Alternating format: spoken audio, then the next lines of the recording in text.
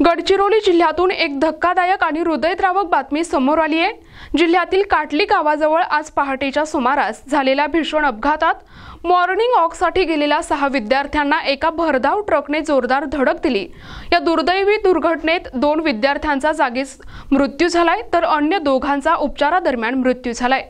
उर्वरित 2 विद्यार्थ्यांची प्रकृती चिंताजनक असून त्यांच्यावर गडचिरोली जिल्हा सामान्य रुग्णालयात उपचार सुरू आहेत।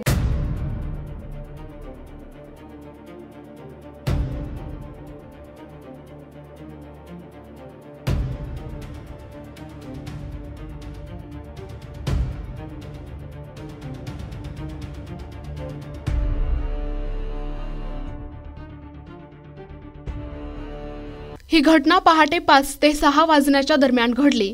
काटली येथील हे 6 विद्यार्थी दररोजप्रमाणे व्यायामासाठी रस्त्यावर चालत होते। त्याच वेळी वेगाने येणाऱ्या ट्रकने त्यांना चिरडले। अपघातानंतर ट्रक चालक ट्रकसह घटनास्थळावरून पसार झालाय। या घटनेमुळे संपूर्ण काटली गावावर शोककळा पसरली आहे। अपघाताच्या निषेधार्थ संतप्त गावकऱ्यांनी रस्त्यावर उतरून तीव्र चक्काजाम आंदोलन केले। पोलिसांनी घटनास्थळी धाव घेत गर्दी नियंत्रणात आणली आणि तपास सुरू केलाय। ट्रक आणि चालकाचा शोध घेण्यासाठी पोलिसांची पथके रवाना झाली असून परिसरातील सर्व वाहनांची कसून तपासणी केली जात आहे। गंभीर जखमी विद्यार्थ्यांवर तातडीने उपचार सुरू करण्यात आले असून पुढील उपचारांसाठी त्यांना नागपूरला हलवण्याची तयारी आरोग्य यंत्रणेने केली आहे। या घटनेने जिल्ह्यात शोककळा पसरली असून विद्यार्थी आणि त्यांच्या कुटुंबियांवर दुःखाचा डोंगर कोसळला आहे। NTP news Marathi, Gadchiroli.